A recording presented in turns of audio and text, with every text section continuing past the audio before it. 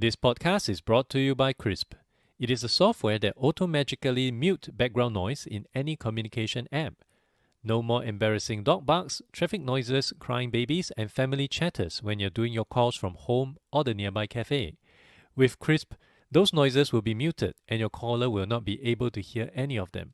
Not only is it able to remove background noises, it can also even remove the ones coming from your caller. So all you get is high-quality audio without the distractions. Crisp supports any devices and over 800 apps such as Zoom, Teams, and WebEx. Try out the world's best AI-powered noise-cancelling technology for free. Simply go to adriantan.com.sg/crisp to get started.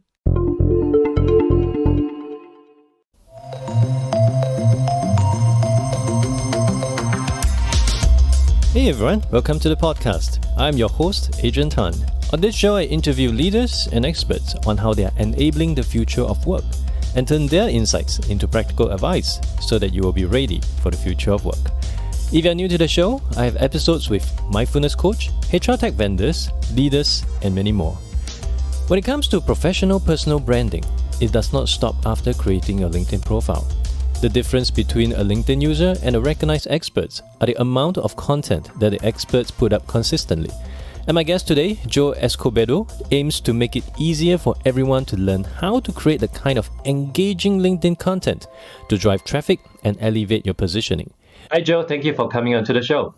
Hey Adrian, thanks so much for having me. Most recently, you have created a LinkedIn training program, which we're going to talk about it later on. So help us to understand in the marketing world, especially on your focus in LinkedIn, why LinkedIn specifically and what has drawn you to it? So that's a very good question. I mean, I've been active on LinkedIn for over 10 years now. Now more than I'm an entrepreneur, but it's always been a valuable tool for me.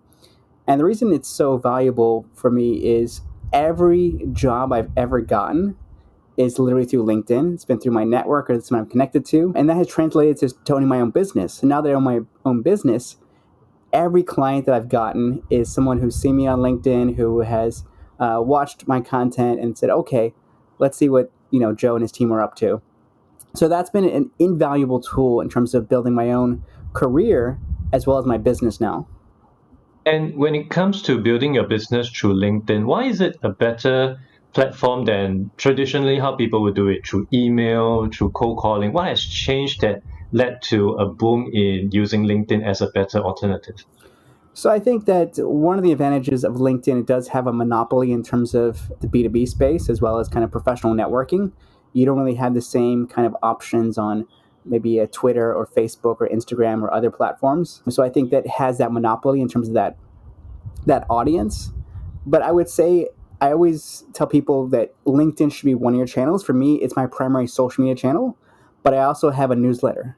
So for example, those who, are connected with me, who are consuming my content on LinkedIn, and they want more information, they want the kind of best of recap every week, then they'll sign up for my newsletter. So that's another way in which I try to provide value across a different channel. But I think in terms of top of the funnel awareness, LinkedIn is my go-to channel for that. You mentioned earlier on it's a B2B channel. So for people who are new to LinkedIn, who would be suitable to jump onto this platform and who wouldn't be suitable? So I think it depends on what your objectives are. I think if your objective is from a personal point of view, so building your own personal brand, getting new career opportunities, I think it's open to anyone. If it's from a professional point of view, for example, you're trying to market or sell your products or services, then B2B tends to be more preferable on LinkedIn. But with that said, I see a lot of successful, maybe premium or luxury brands who are doing very well on LinkedIn for the reason that because it's a network of professionals also need maybe, luxury watches or flights on Singapore Airlines or things like that. So there still is room for B2C, but I think traditionally from a marketing and sales perspective, it's done very, very well in the B2B space.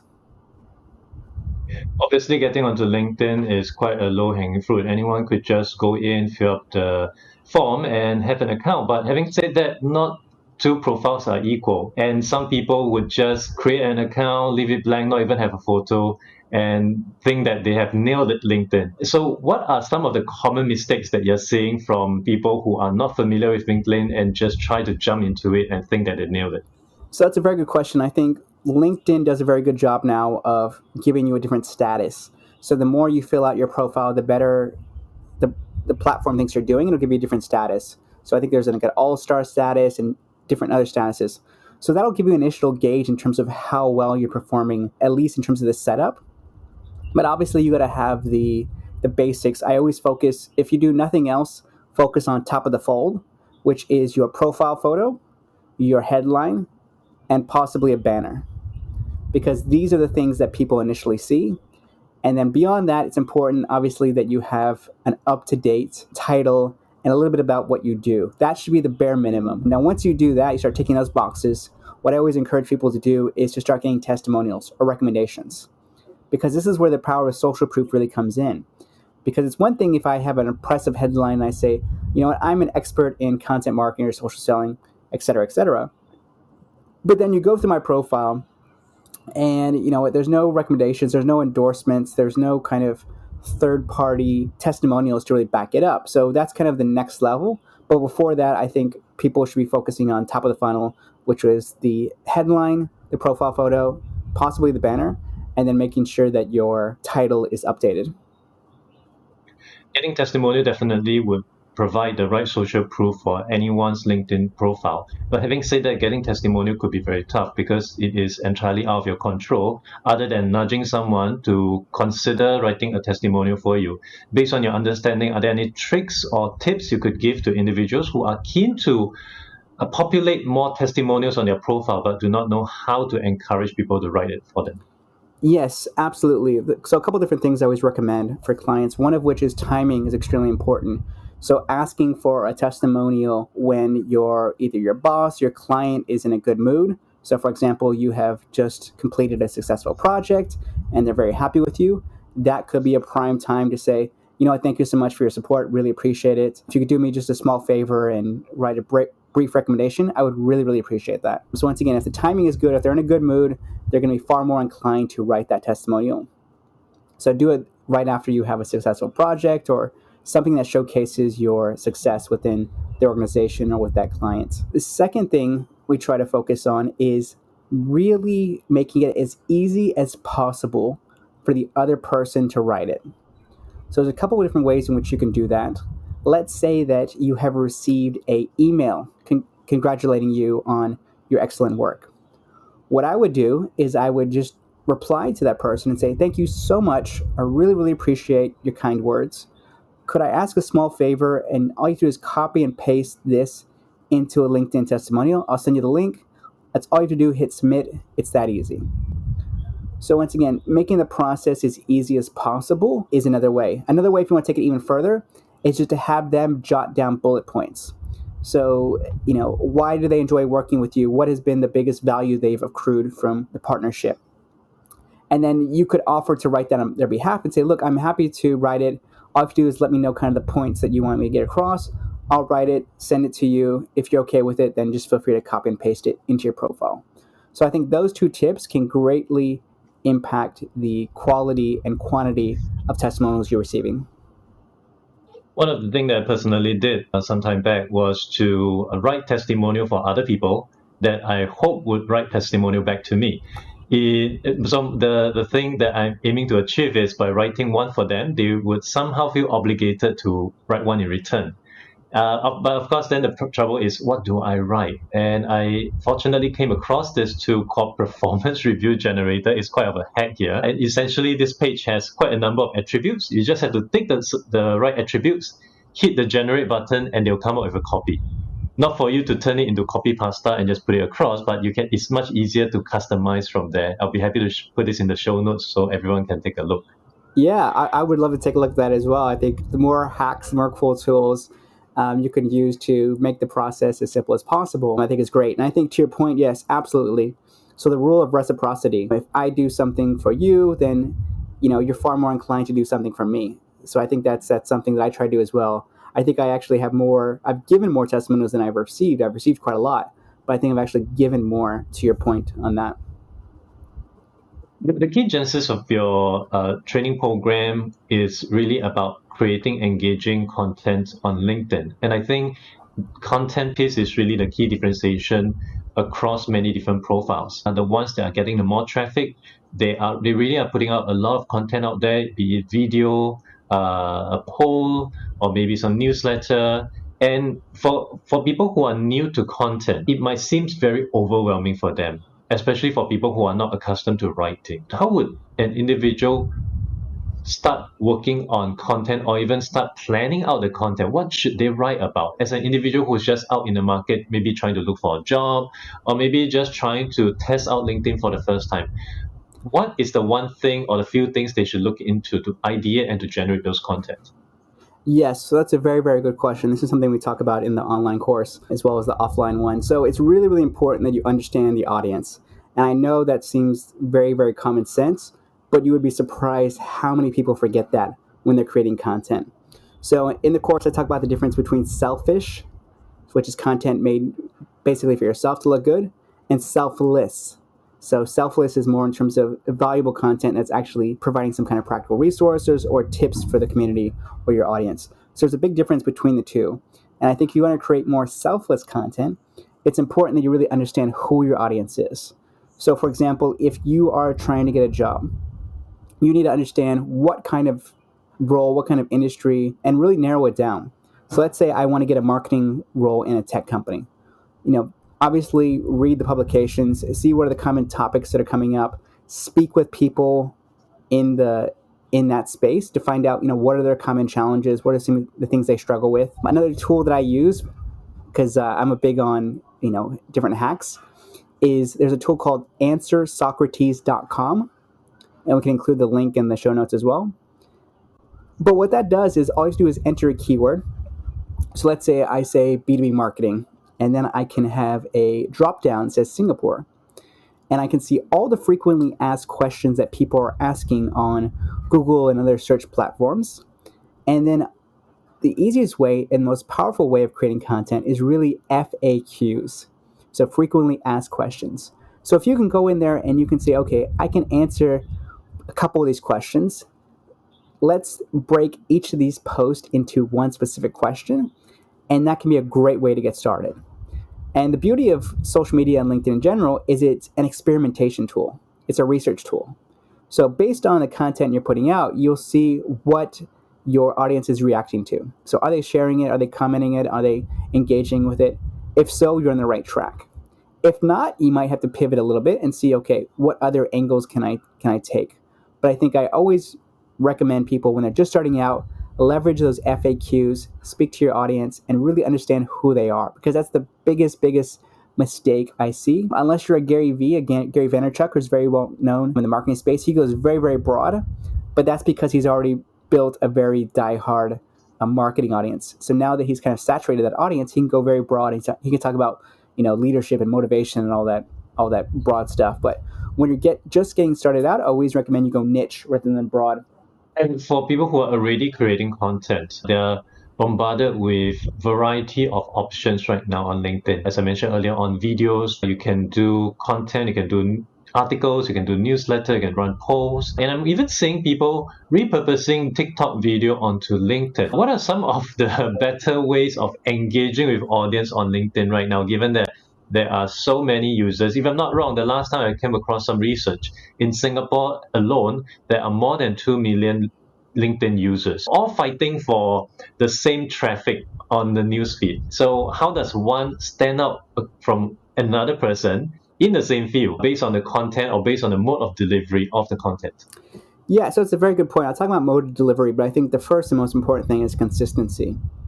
I think I always try to set expectations with anyone who attends any of my courses that it's not a one-off thing. It's not where you create one post and hiring managers are going to come flooding your doors, or clients are going to come knocking down your door. It just does not work like that.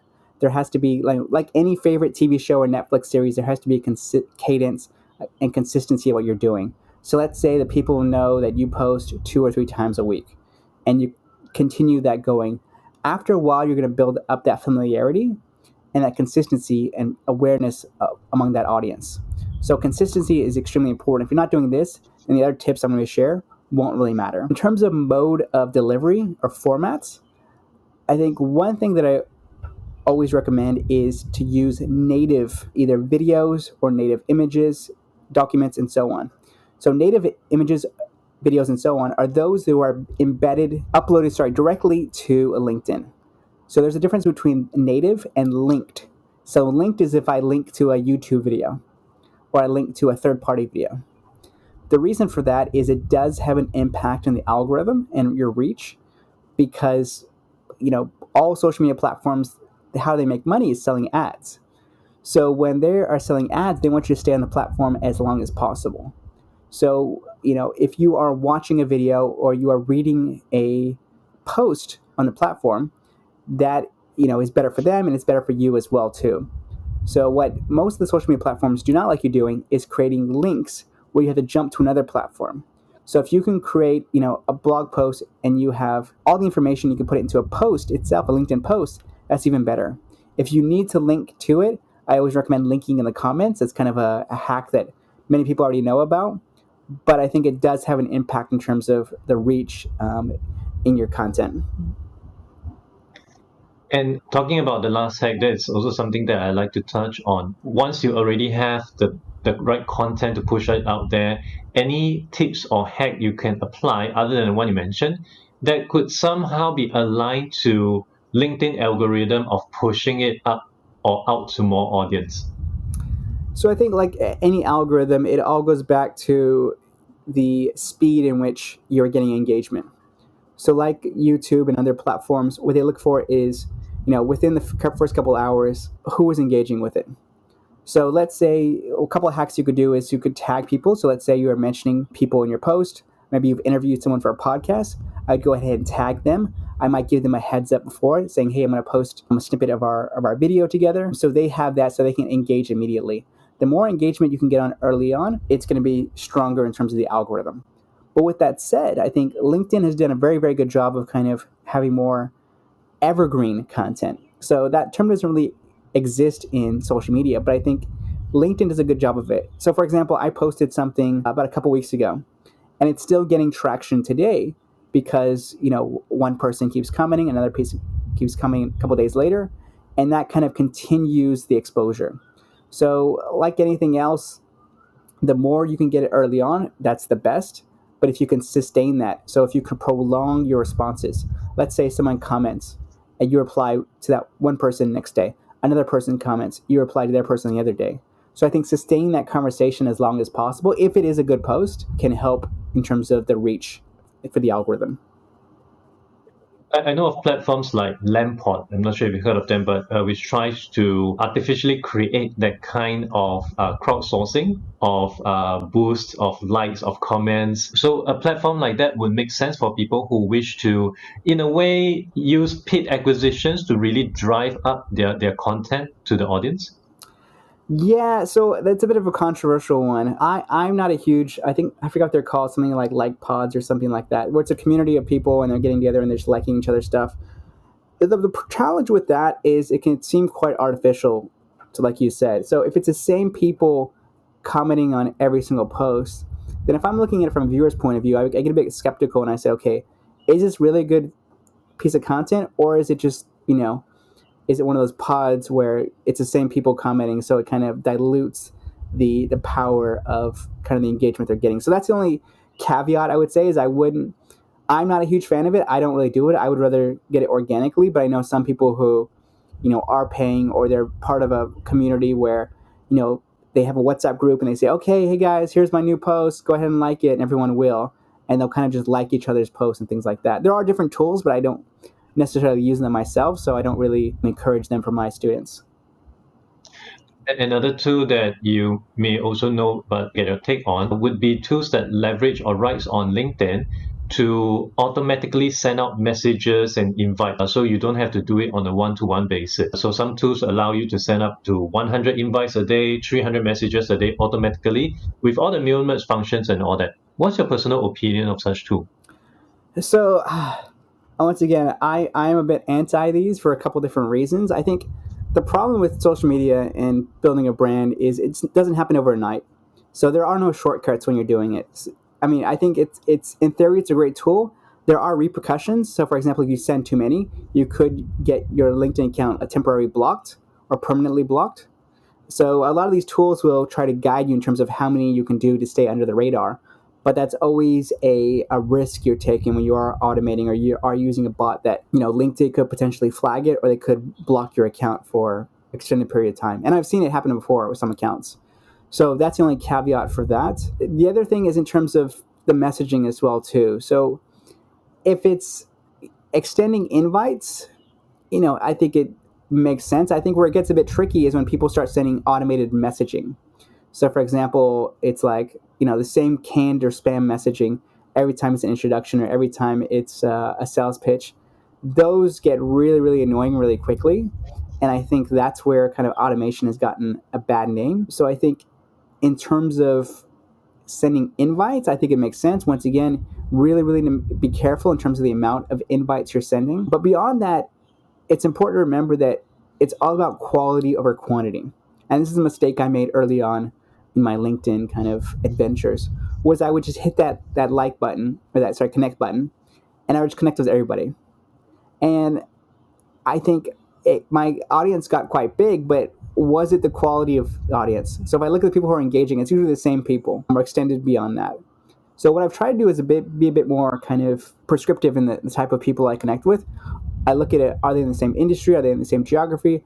Are they people that they're going to get value out of what I'm doing? If not, then I won't necessarily connect with them. They can still follow me. That's another tip you could do, is you can switch your settings. So there's a button, instead of says connect, it says follow. I think mine says follow. So they still, are able to follow me. They're still able to get my content, but I'm not going to spam their feed if they don't want to, because it may not be a right fit on what I'm creating versus what it is they actually want to receive. So really be intentional about who you wish to connect, and importantly, what kind of value you can drive across. And value, I guess, it could also be quite subjective, because for someone who is a seasoned professional, obviously you have a lot to offer, your subject matter expertise, your industry experience. But what about an individual who may be, say, a fresh grad who is just started into the workforce for the very first time? How could he or she position their value proposition across to the audiences that they wish to connect? So I think it's a very good question, and I see some incredible young talent, particularly in Singapore, content creators who are very active on, say, TikTok and are translating some of that stuff to LinkedIn, like you were saying. So I think that it really goes back to that concept of reverse mentoring. I think as much as young people would like to learn from the successful CEOs and entrepreneurs, I think successful entrepreneurs and CEOs would also like to learn from the youth. They would like to learn, what it is that they find interesting, what are the platforms that they're using. So I think there's a lot of value in young professionals sharing kind of the platforms they're using or sharing kind of the stuff that they've come across. I think the caveat is, once again, they don't have to feel like they're a thought leader. I don't really like that term, because I think anyone can be a thought leader.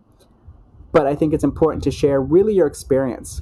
So even if you are interning, and I see a lot of kind of interns really missing out on this. They intern for like great companies like maybe P&G or Grab or Gojek, whatever it is, but they're not really sharing about their experience, not really sharing about their key learnings. And so for me, it's a missed opportunity to really build their brand.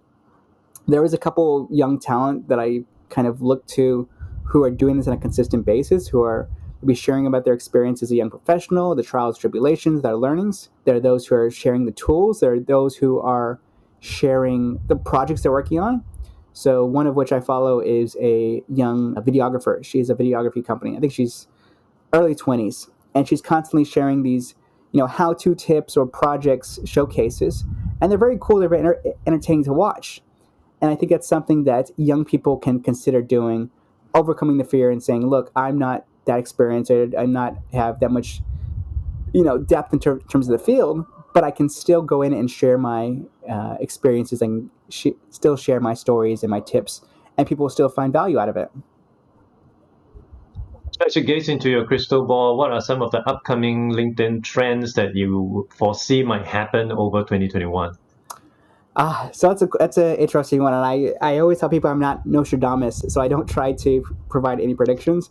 But one thing that is interesting to see, which you have probably seen already, is the rise of Clubhouse and the amount of people talking about it on LinkedIn, particularly in the marketing space. It's really saturated the conversation. I have been a bit iffy on the platform. With that said, LinkedIn has invited me to a Clubhouse discussion they're having on March 17th.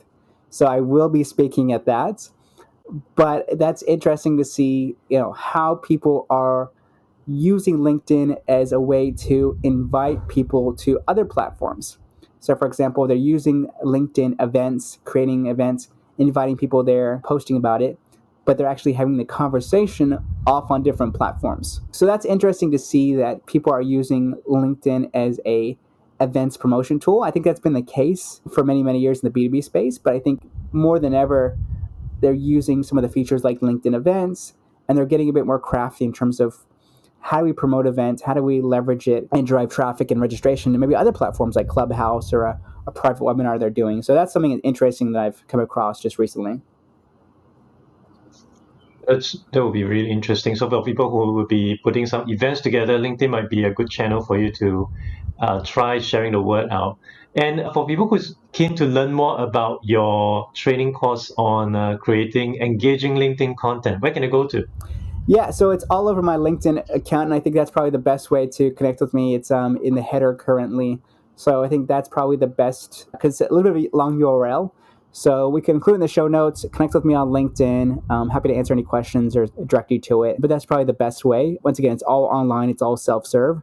So if you are an individual looking to up your LinkedIn game, more than welcome to check it out. Thank you so much. I'll be adding this into the show notes so you can access it easily. Thank you, Joe. Thanks for your time today. Happy to be speaking with you again, and I wish you all the success in your training course and in whatever you're trying to do. Thank you so much, Adrian. I really appreciate it. Thank you for listening to the podcast. You can refer to the show notes for links to more information about our guests and their businesses. If you enjoyed this podcast, it would be helpful to give a review on iTunes or follow me on Spotify. If you're using Overcast, please hit the star button under the episode. That will help get this episode and podcast out to more people who may find it useful. I'll see you in the next episode of The Adrian Tan Show.